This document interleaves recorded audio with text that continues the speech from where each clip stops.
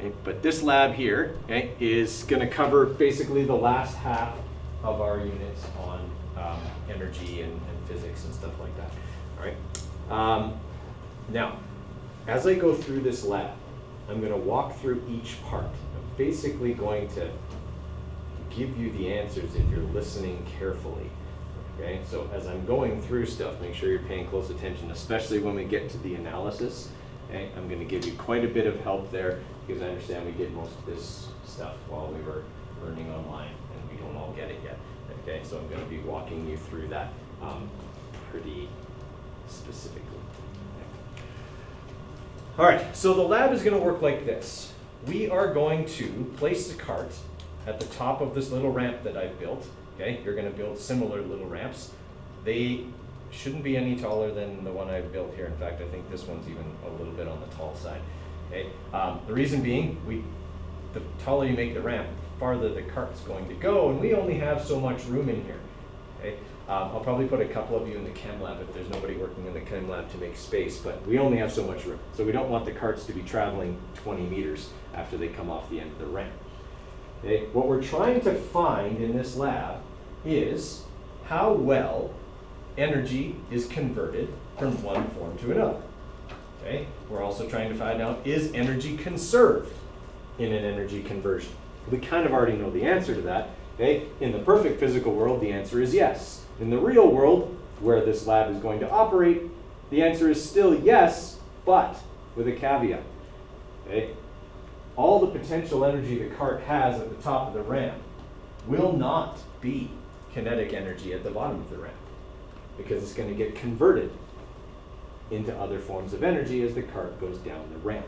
Okay? Those are things we have to be observant of, looking for. Okay? They're little qualitative observations. That means ones that aren't measured, okay, that we have to make during the lab. As the cart goes down the ramp, be watching and listening and all of that kind of stuff for things that might be signs of other forms of energy other than mechanical, okay, that could be produced from the initial potential energy that you give to the cart.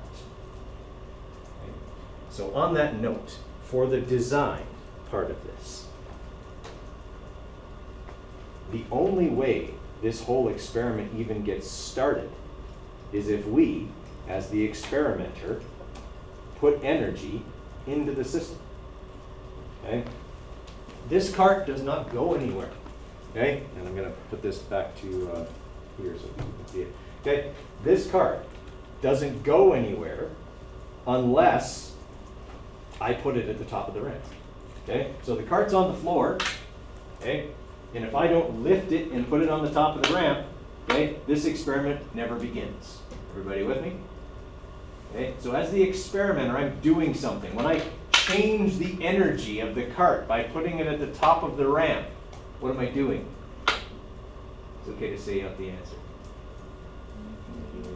Okay, I'm manipulating. I was thinking of a four-letter word that starts with W. Work. I'm doing work. That work is going to become what kind of energy for the cart?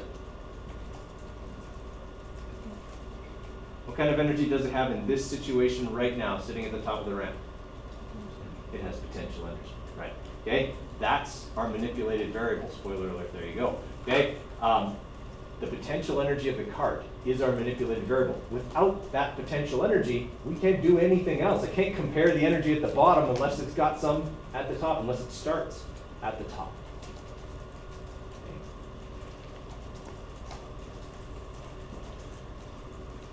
Now, our responding variable, okay, the thing we're measuring, the thing we're looking for, okay, we're actually not measuring it, we're going to be calculating it because we can't directly measure it, is the kinetic energy at the bottom of the ramp. That's the two things we're comparing.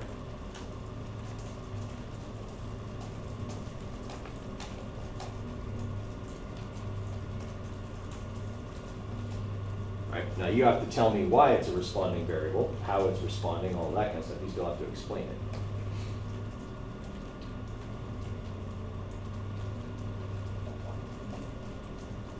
And you need to come up with 3 controlled variables, okay, for this experiment.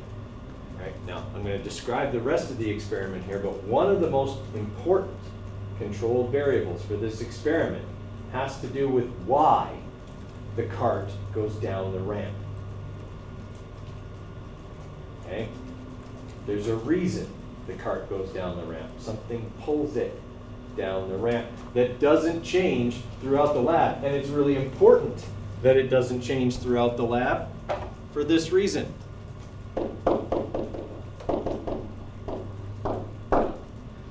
It's one of the things the potential energy we give the cart depends on.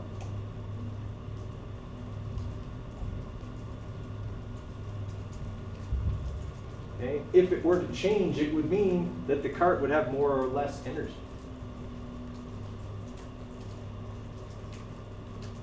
Okay. Description of the rest of the experiment so that you can get your other two control variables. All right? We're building this ramp once. That's one height.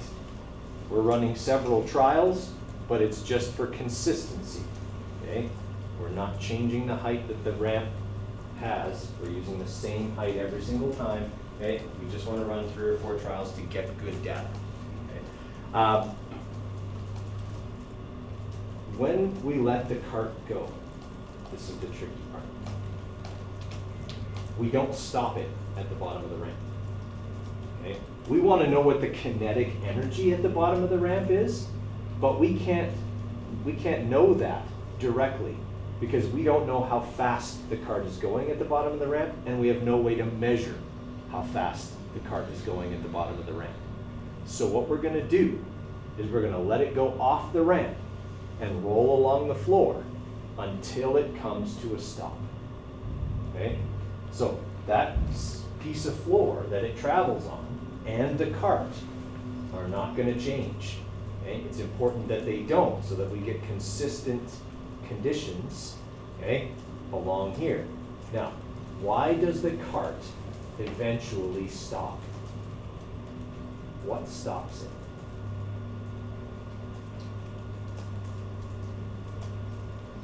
What force slows the cart down and makes it stop?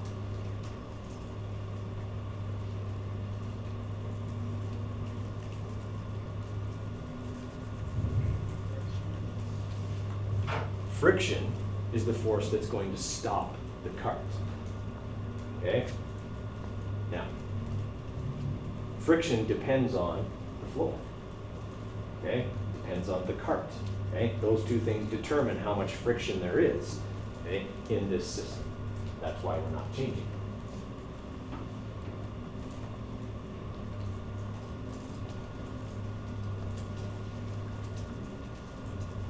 Okay.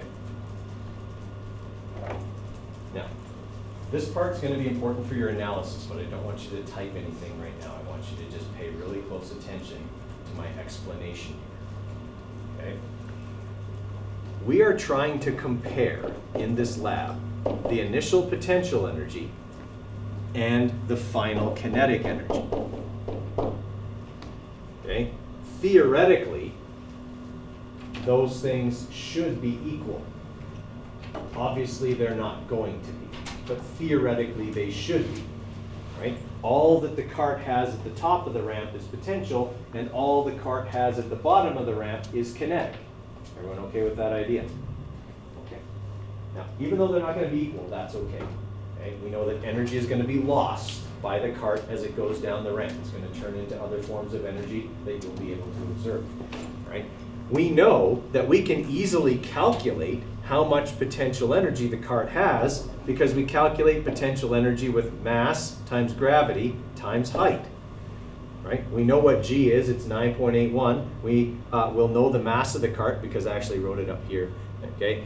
It's 0.470 if you're using that type of cart. Okay? I have to take the mass of the other ones because I don't remember what they were. Right? But we'll get them for you. Right? So we'll know the mass of the cart, we'll know gravity, and we'll be able to measure the height of the ramp. Right? So we can easily calculate this part, the initial energy. Our problem is we can't calculate or measure the kinetic energy at the bottom with that formula. Okay? Because we have no idea and no ability to measure the speed of the cart at the bottom. So here's what we have to do instead. We're going to use work energy theorem to figure out how much kinetic energy it has at the bottom of the ramp. Okay? We just said that the force of friction is what stops the cart. Okay? It stops the cart because the cart does work against the force of friction and loses all of its kinetic energy to friction. In other words, once the cart leaves the bottom of the ramp, the work done against friction will equal the kinetic energy that it had at the bottom of the ramp. Right? Because it's going to lose all of its kinetic energy to friction. Is everyone okay with that idea? Okay? Now, you're probably going, so what are we supposed to do? How do I know the force of friction? I don't know what it is. That's okay. It's something we can actually calculate. Right? So, a couple of things that we're going to measure in this lab. Okay? Once the cart leaves the ramp, we are going to measure how long it takes for it to stop in seconds. We are going to measure how far it travels before it stops. Okay? We're going to use those two numbers to calculate its kinetic energy. Okay? And we're going to do this in this way.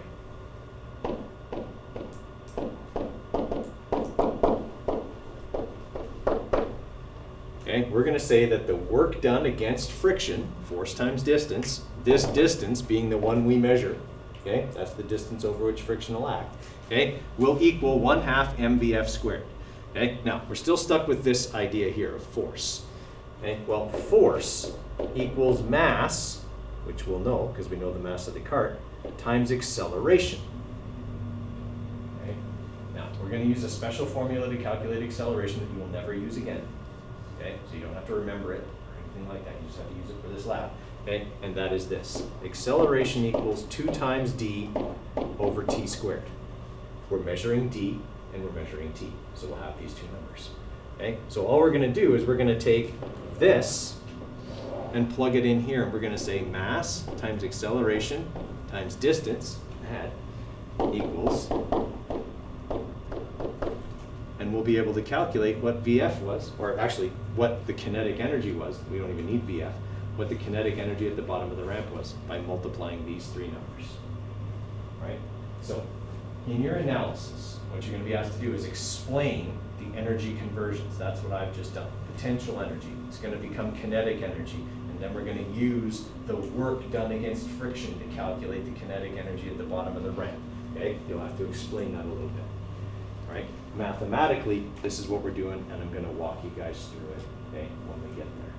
Right? For now, I'm going to talk about the hypothesis, and then we're going to get started on actually collecting the data.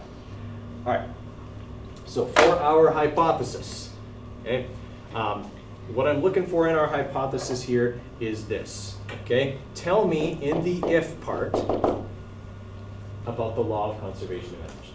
Okay, if the law of conservation of energy says, that's your if part.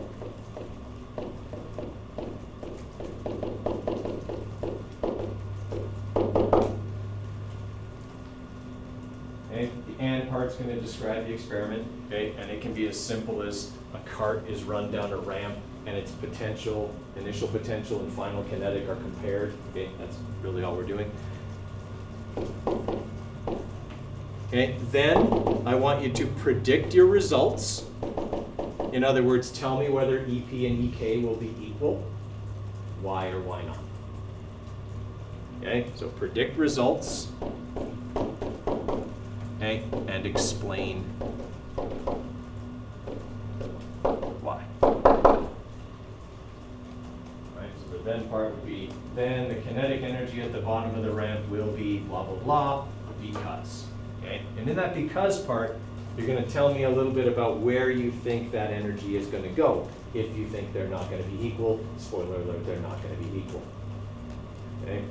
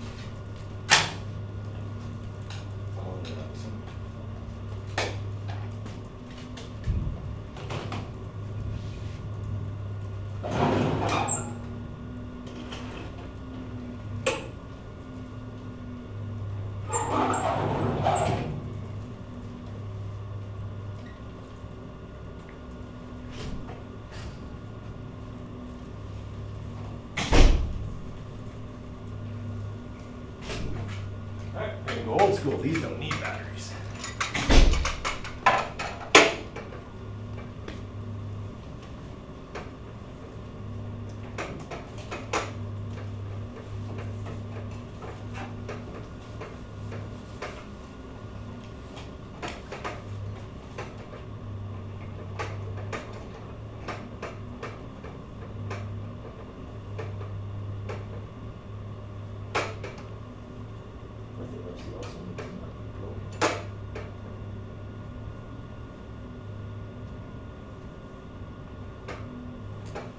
Okay, everybody got their hypothesis kind of done?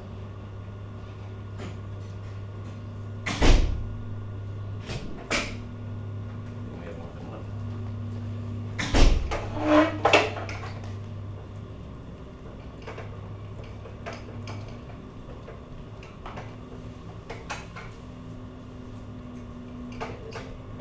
All right, so the procedure is going to work like this, guys.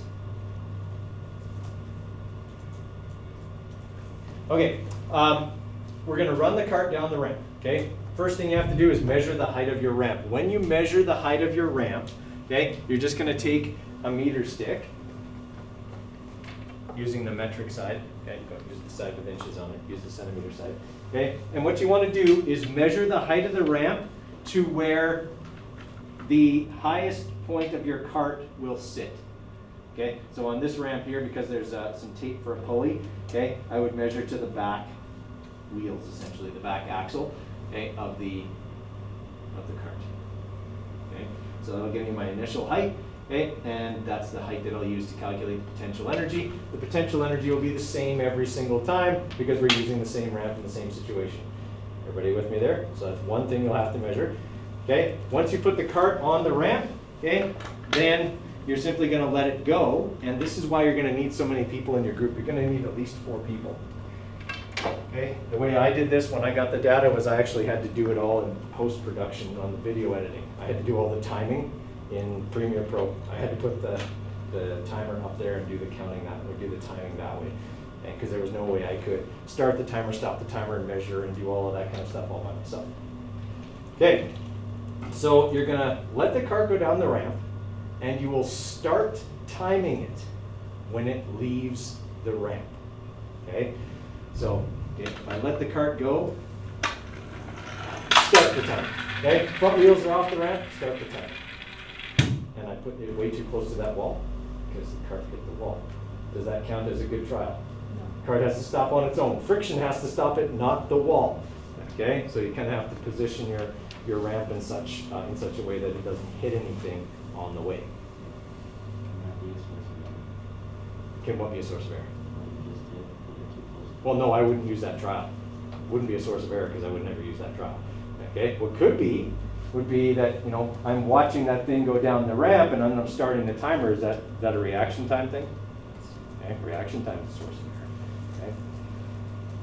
All right. So we'll let it go. You run the timer until the cart stops. Then, wherever the cart stops, okay, you need to put a little mark on the floor. Okay, because you're going to have to measure that distance later. Where you put that mark, front or back, is not important as long as you do it the same for every trial. Okay, you don't want to mark the back of the cart one trial and the front of the cart the next trial, right? Because then you're bringing the length of the cart in, okay, as a difference, and we don't want that. So either mark the front or mark the back, doesn't matter which, as long as you do it the same each time. Okay, so mark that on the floor, okay, and you can just use a board marker for that. Okay, mark it on the floor, and then you can take it off your foot after. Okay, and you're going to do, what did we say, 4 trials? 3 trials. 4 trials. Trial 1, trial 3, and trial 4. We better change the 3 to a 2. Okay, so you do 4 trials. Okay, time and measure each one. Okay, so rather than measure the distance after each trial, mark on the floor, mark on the floor, mark on the floor, mark on the floor, then measure all 4 marks because they're going to be close together anyway. It'll be a lot faster to do it that way. Okay? All right. So I'm going to go and open up the chem lab. We'll put a couple of groups in there. Okay? We'll put a couple of groups in here. One group can use kind of the front. Okay? Other groups can start at the back wall and go this way. and we'll get our measurements done. I'm going to get the mass of these carts here.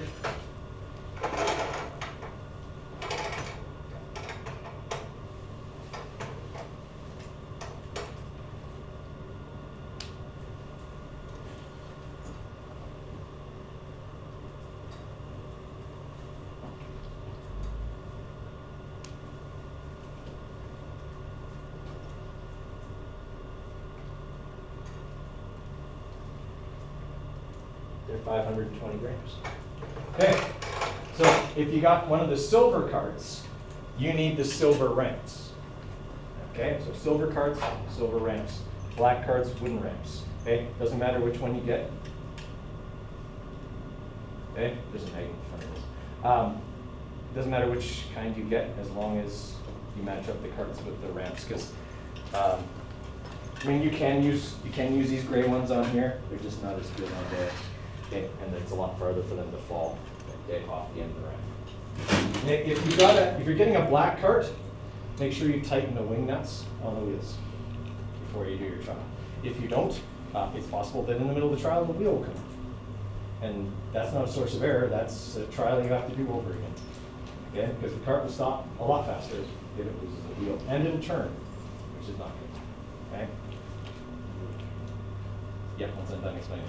Okay, so like I said, we'll get a few groups set up in here. We'll get a few groups set up in the chem lab. Okay, let's get our data, and then I'll talk about the analysis and the calculations and stuff that you have to do after that. Okay, all right. Keep your masks on the whole time here, guys, and let's get going on that. Okay, guys, just want to point something out here in terms of the numbers that you're getting, what you're doing with them. You actually don't need to have anything in the average distance or average time or average acceleration boxes. Nothing needs to go in there. Okay, we're going to calculate the acceleration for each trial. We're going to use that to calculate the kinetic energy for each trial. Then we'll average all the kinetic energies at the end rather than averaging everything. Okay, we're just going to compare our average potential energy and our average kinetic. All right, so I'm just going to walk you through a bunch of those calculations now that everybody's back. Okay.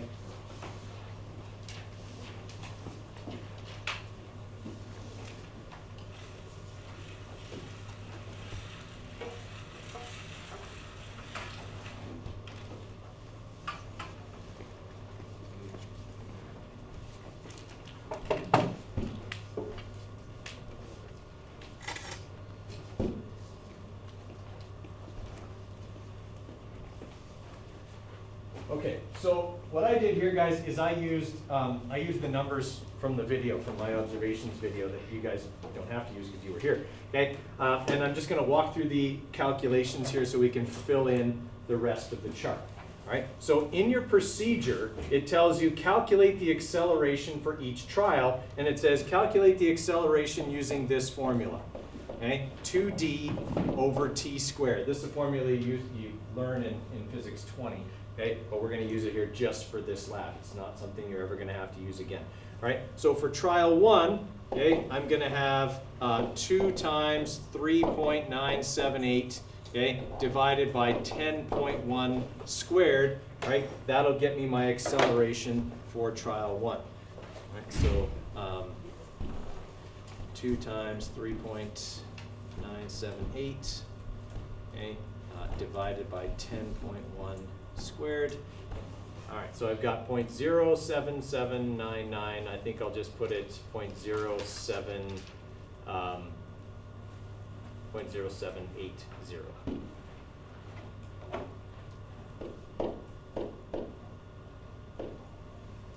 Okay, you guys obviously are going to have different numbers, okay, because your numbers are up here are different. I'm just showing you how we do that calculation. All right, so that calculates my acceleration for trial 1. Okay, rather than do them all and take up all your time. Okay, I'm not going to do that. I'm just going to do the first row here. Okay, for potential energy, okay, that's the same for every trial. I just calculated that by going m times g times h. For me, that was a black cart, 0.470 kilograms. Okay, times 9.81, and remember your mass has to be in kilograms. So if you had the silver carts, it's 0.520 kilograms. Okay. Times the height, which for my ramp was 10.5 centimeters, so that's 0.105 meters, and that's where I got the 0.484 joules from. Okay, so I've calculated my potential energy. Now, to calculate the kinetic energy, that's where we're doing this thing that you have to explain in the analysis. And again, I don't want you to explain the math. I'm going to see the math. Okay? I want you to explain what we were doing, and that was that we couldn't directly measure the speed or kinetic energy at the bottom of the ramp. So what we allowed to happen was for the cart to leave the ramp and convert via friction all of its kinetic energy into other forms. Okay? And so we said that the work done by the force of friction was going to equal our kinetic energy at the bottom of the ramp. Okay? We're saying the work done by friction takes away all the energy the cart had at the bottom of the ramp, and it says in our analysis that that means take the mass times the acceleration times the distance, that's force times distance, okay, equals EK, because that's all we need. Okay? We just need EKF here. All right, so if I'm doing that, okay, I've got my acceleration for trial 1, I've got my mass, 0.470, and I've got my distance. All right, so I'm just going to go in my calculator here, 0.470 times the acceleration, which was 0.078, okay, and then multiply that by the distance, which was 3.978. All right, so there's my kinetic energy for trial 1, okay, 0.146 joules. Okay, my potential energy was 0.484 joules. My kinetic energy is 0.146 joules. Right? That's what you're going to see every time. If you see something else, like your kinetic energy is bigger than your potential energy, you're either God, because you created energy, okay, or you did something wrong in your calculations. I would strongly lean towards option 2, okay, in that case, okay, because, yeah, that's probably what it was. No, I'm wrong. Okay. Same. I like that confidence. That's great. Okay. All right. So that's what you're doing for those calculations. Everybody following on the calculations? Okay. Let's talk about the rest of the analysis here real quick. Okay. So calculate the work done putting the car at the top of the ramp. Show your work. Okay. That's what you're doing for that. Okay. Show me that calculation in there somewhere. All right, calculate the acceleration of your cart using the distance and the time. All right, so that was this calculation here. Do it for each try. Okay, remember we said we're not actually going to fill in these 3 boxes here. All right, so you calculate your acceleration. That's analysis question number 2. Calculate the kinetic energy of the cart. Okay, show your work. So we go back to what I did here. That's this calculation right here, calculating the kinetic energy of the cart. Okay, so that's step 3 in the analysis. Okay, outline how you determine the potential and kinetic energy of the system. That's the explanation part. Don't tell me about your math. Tell me about potential to kinetic to work against friction. Tell me all about that. Explain it in a couple of sentences. Okay, don't tell me I took mass and acceleration and distance and set it equal to this. We already know that. You showed me that in the last question. I want the explanation. Right? Number 5, did the potential energy equal the system's kinetic energy? Why or why not? Suggest reasons for it. Okay, so another answer that involves you doing some explaining a few sentences for sure. Okay. So most of the analysis is the calculations we just went over together. I'll put them back up on the board. Okay, then conclusion and evaluation, same as always, copy paste your hypothesis, explain why you accept or reject, 2 sources of error and ways to fix it. All right. Have at it. If you got questions, let me know.